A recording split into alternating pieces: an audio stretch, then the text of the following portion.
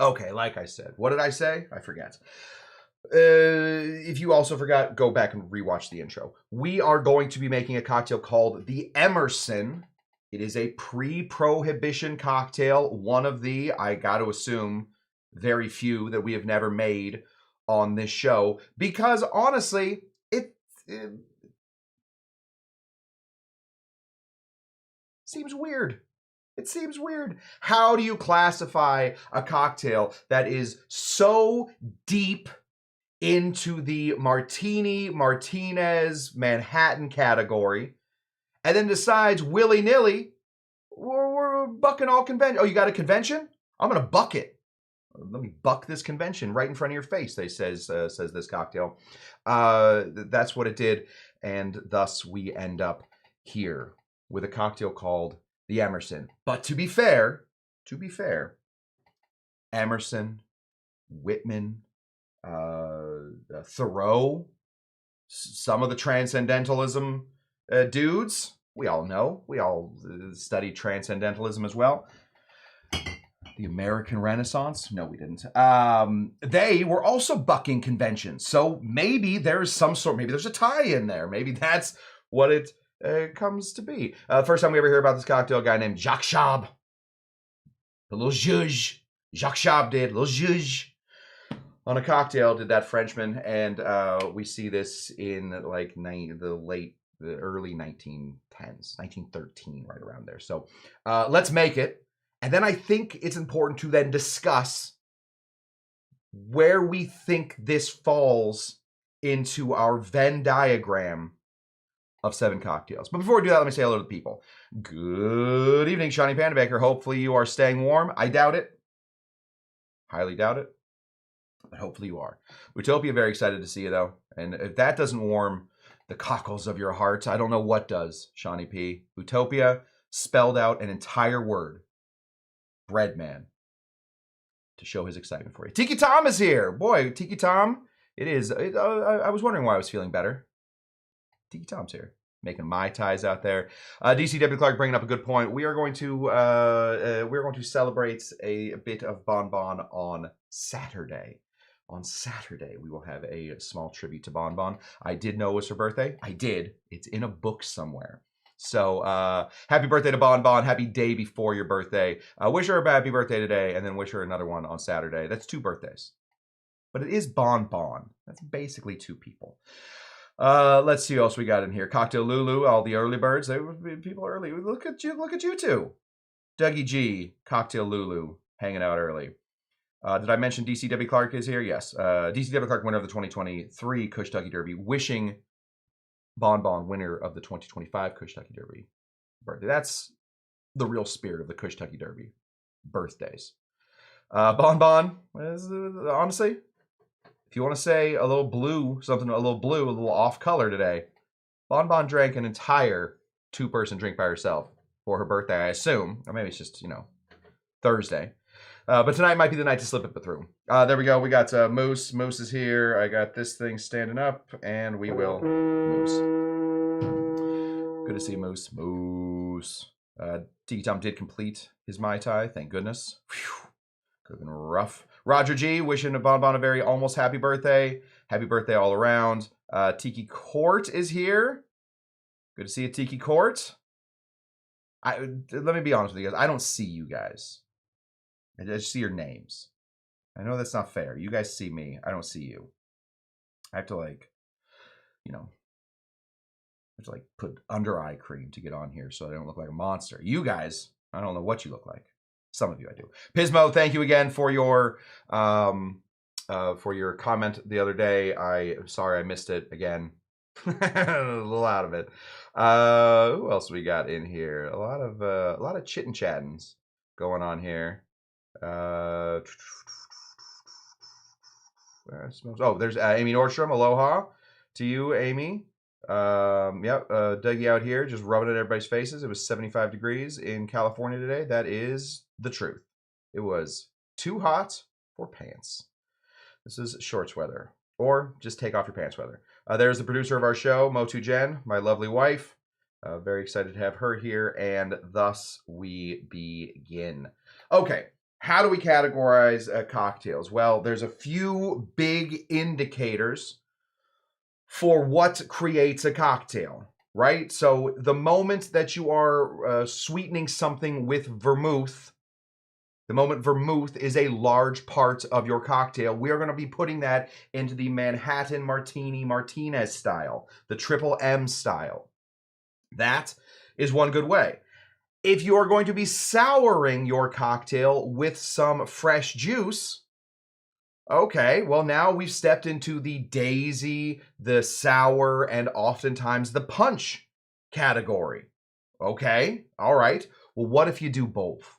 What if you take both of those styles and clash them together? Then we have to start to look at what is the important part of this cocktail. Is part of it just the flavoring of the cocktail, a little bit of extra backbone to the cocktail? Is it just a little bit of flair on the side? Which part of that is which, and which of these was the other which in fact was the which was the thing that made the cocktail what it was? Somebody write that down for me. Put that on a shirt. Get rid of these cocktail pervert shirts. Put that, whatever I just said, on there. We're going to start over here with a very clean little guy, because this is going to go towards the sour punch style. We are going to be shaking this cocktail. However, I want you guys to watch. Keep an eye on me, because we got to look at other proportions. All right, we're going to start by making the cocktail style of the day, which would be the Martinez, which is going to be something that has a big booze forward, flavored by sweeteners that are also normally booze. We're going to start there. Then we're going to add a little bit extra. Okay, so let's reach back here. DCW Clark has sponsored a bottle back here. We have a bottle of gin back here, and this is it. We do not keep gin around. We probably should, but no one will send it to me. This is gin. Probably, let me just say this out loud. Probably, possibly, this cocktail would have been made with a style of gin closer to an Old Tom gin. Old Tom gin, a little less distilled. You're going to get definitely more of the grain in there. So it's going to be, you're going to find it a little closer to the whiskey. It doesn't taste like whiskey, but it's going to be a little closer to whiskey than what we're dealing with, which is pretty heavily distilled gin that is then, fattened up a little bit by herbs and the rest of that stuff. So botanicals is the word I'm always looking for. We did 1.5 ounces of gin, if you don't mind. Just put that in your little shaker tin.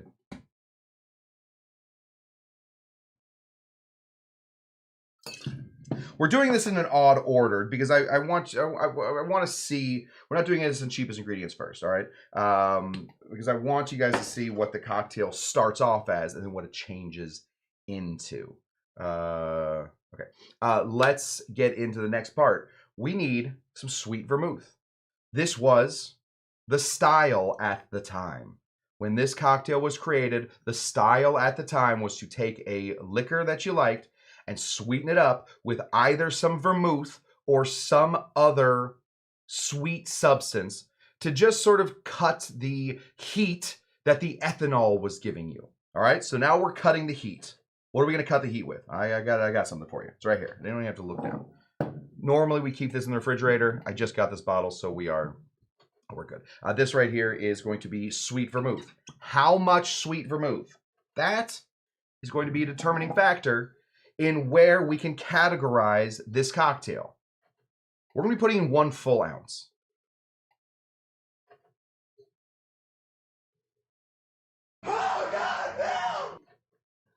I wanted another one, but that. Oh, God, Bill, we're putting a full ounce of sweet vermouth in here? That's a lot. For a Manhattan, it's the same amount for a Manhattan. Should be the same amount for a martini. 1 full ounce. 1 full ounce of some sweet Italian vermouth.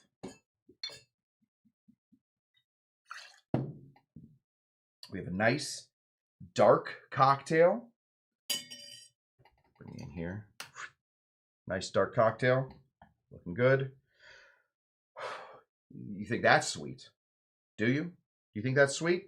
If you do think that's sweet, good for you. We're going to be sweetening this up a little bit more.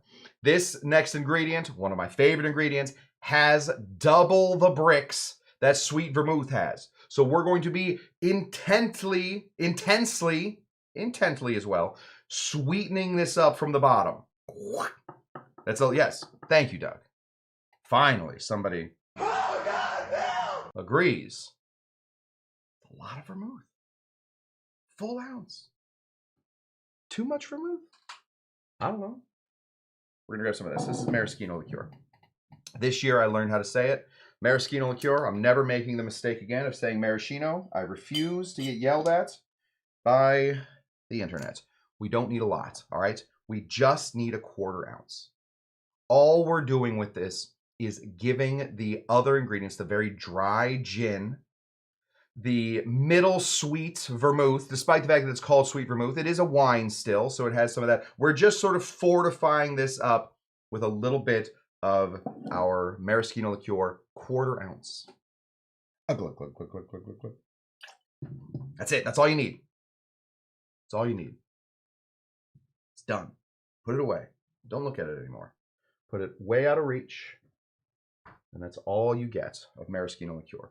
We don't need a ton of maraschino liqueur because it is such a big flavor. It's one of the ingredients that I love so much, but I refuse to drink it by itself.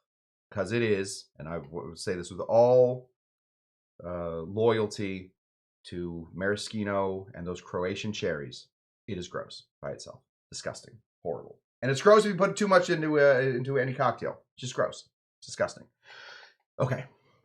If we put a little bitters in here, we're basically at a Martinez. The precursor to the martini, the precursor to the Manhattan, that one cocktail that really birthed 1,000 cocktails, the Martinez cocktail from most likely Martinez, California. A little bitters in here and we are good. And we can see that obviously elements from this drink make its way into all those other drinks that we were just talking about. What if instead of bitters, we do something a little different? What if instead of bitters, instead of the bitter flavor, we go sour flavor? Oh, God, no! That's what I'm thinking. Just what that goat was thinking. Terrified. All right, well, we got to go back in the refrigerator. We're going to bring out some fresh lime juice. Now, fresh, squeezed, delicious lime juice does not find its way as a flavoring agent into a lot of the Martinez Martini Manhattan cocktails. But why not? It certainly could do that. Lime has the ability to sit back and be a backseat passenger. It doesn't always have to be the front seat, the shotgun, right? Lime doesn't always have to ride shotgun in cocktails. It can sometimes sit in the back seat. It can sometimes sit in the way back seat. Just a little bit of lime to sort of get us over the hump, to find that extra little bit of flavor that will make this a different drink. So how much lime do we put in here? 1/2 ounce.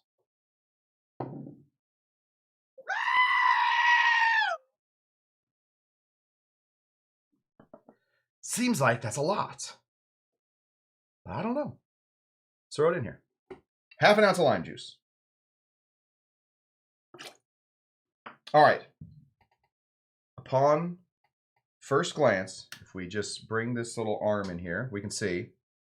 Let's bring up the flashlight too so we can all see. Oh, yeah, look at that. It still has. Oh, what's up, Ernie?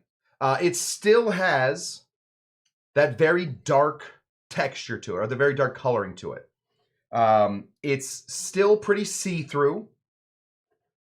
So it doesn't look like a normal sour cocktail. Now, of course, we're going to be shaking this cocktail. So we are going to be putting some bubbles in here.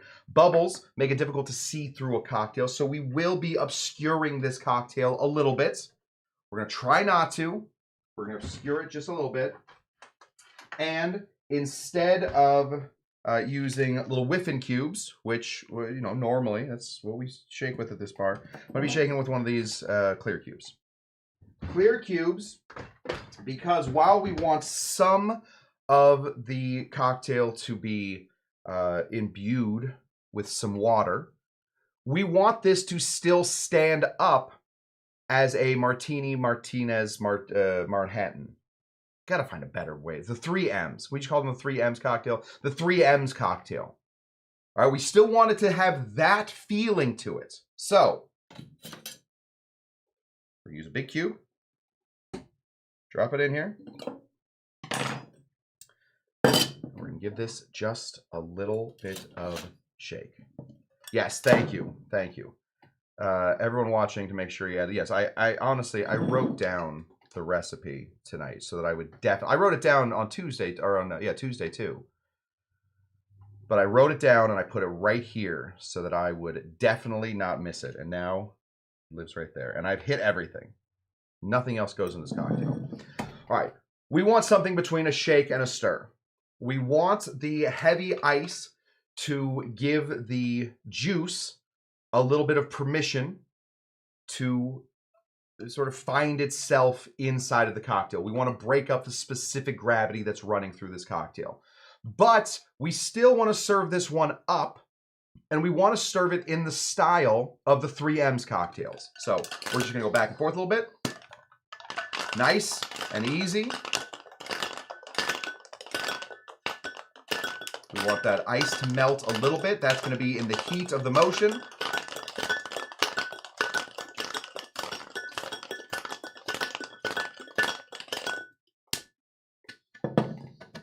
Crack that open. That's all we need. Now, I'll show you the difference. Fling. Look at that. We got some bubbles in there. When you stir, you don't get bubbles. When you shake, you do get bubbles. All right? So we don't want to get too many bubbles in here because we want this thing to still have the integrity of a 3 M cocktail. Get a nice frosty glass. We are serving this one up, and we will pour right through here. Now, this has the look of a dark rum, daiquiri. It has the look of a lime forward cocktail, a lime in the shotgun cocktail, because we put a half an ounce of lime in here.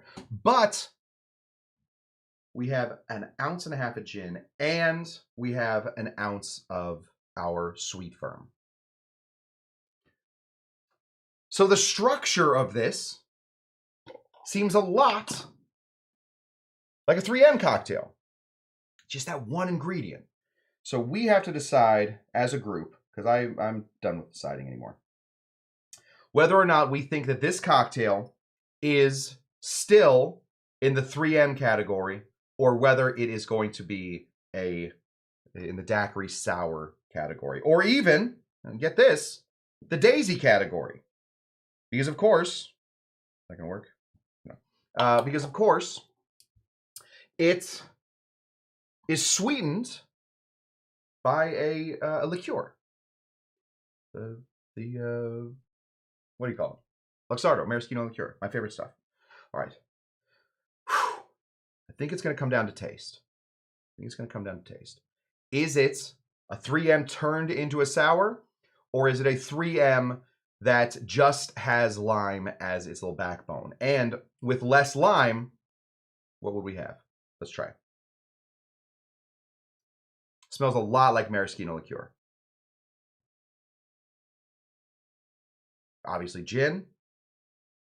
I don't smell a lot of sweet vermouth, but that's fine. I don't think I have COVID or anything. It's tough to smell sweet vermouth. Cheers.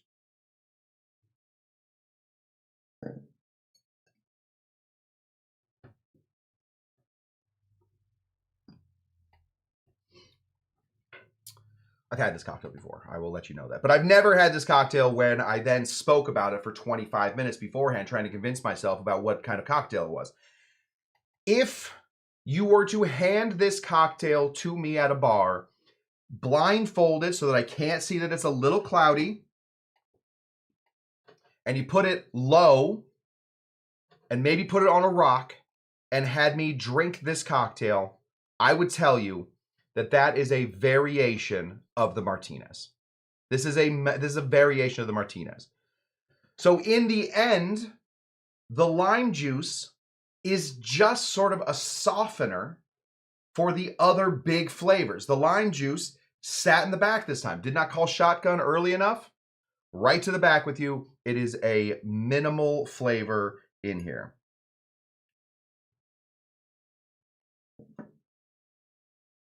I don't know how good this cocktail would be with sweet vermouth, gin, and lime if we didn't add the maraschino back in there. The maraschino is, I think, in this cocktail is the star of the show. Maraschino with lime being somewhat present. As I sit with it for a minute, I am sort of wrapped up in the gin and the sweet vermouth. That's sort of what is that's the big blanket that I put on me. But I will always remember the stuffed animals that you give me to sleep with as opposed to the blanket. I don't remember what blankets I sleep with, but if you hand me a pair of otters,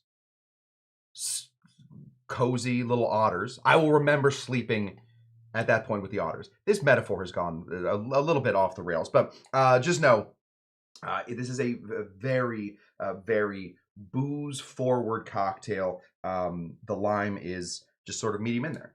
So I guess, in the end, we have to talk about proportionality, right?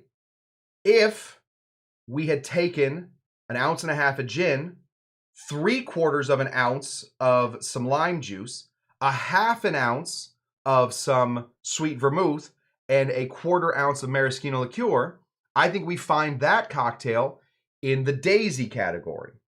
But because we bumped up the sweet verm, brought back the lime juice, hit it with that maraschino at the last second, I think we find ourselves with an odd version of a 3M cocktail. So, what does this mean for us? Moving forward, when you are making something in the 3M category, right? You've decided that tonight is Negroni night, right? That sort of fits somewhere in there. It's kind of a daisy, kind of a mix between. What if you take some sort of sour juice and put just a little bit in there? Just a little bit to bring up the rear of this cocktail. I think that that is a very viable way of cocktail creation. By using lime, lemon, grapefruit, orange juice in some cases, finding those different types of flavors, those different types of citrus, malic, sucritic, all of those different acids, and just using them as a flavor as opposed to the structure. There we go. Well, listen, Sean, I'm not positive that you and I will have a drink at some point in our lives. I guarantee it. I don't think we're going to be drinking the same thing. Sean and I just might not agree with everything. Haven't warmed up to maraschino liqueur. I get it. To be honest with you, I get it. But I do love it. Something with Genepi or Alpine Amaro for the Alps. Oh, sorry. What somebody was... Oh, yes. Doug, something with Genepi or Alpine Amaro for the Alps skiers and rum fire in honor of the Jamaican bobsled team. Little Olympics thing. Love that. If you're looking for Italian, might I suggest a Jungle Bird? It is appropriately tiki, but still dominated by Italian Campari. That's very true. Oh, do you... I think this is where this starts. Do you go something for your home country, something Italian for the host, or whatever? Listen, I will be right dab in the middle of the Olympics.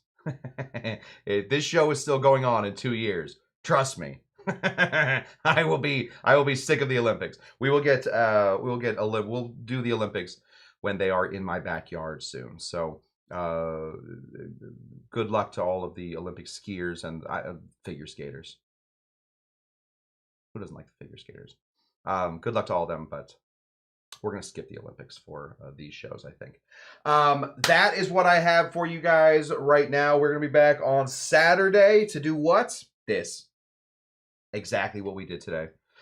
Just a little different. We will have a Bon specific cocktail that day. We'll just, we'll think about Bon. We'll make a cocktail from there. Other than that, I don't know what else we're doing, but we will be doing something. And I think that's really, in the end, that's all we're asking for, just to do something. And as always, it's the dumbest. That's the dumbest sound effect we have. I would have to say. That's right there on top of the dumbest sound effects we have. Who the heck even is Bill? But maybe we will have the Cocktail Olympics. All right, well, maybe we'll do the Cocktail Olympics. Maybe we'll do Frozen Cocktail Olympics. That's what I got for you guys. Thank you so much for showing up to Dr. Cush's Exotic Drinks. I am Dr. Cush. We are here. Oh, it went out. Finally went out. I'll recharge it. We will be back here on Saturday to hang out. We do classes Tuesdays, Thursdays, and Saturdays for the most part. Otherwise, we do them on Mondays, Wednesdays, Fridays, and Sundays. Thank you guys for showing up.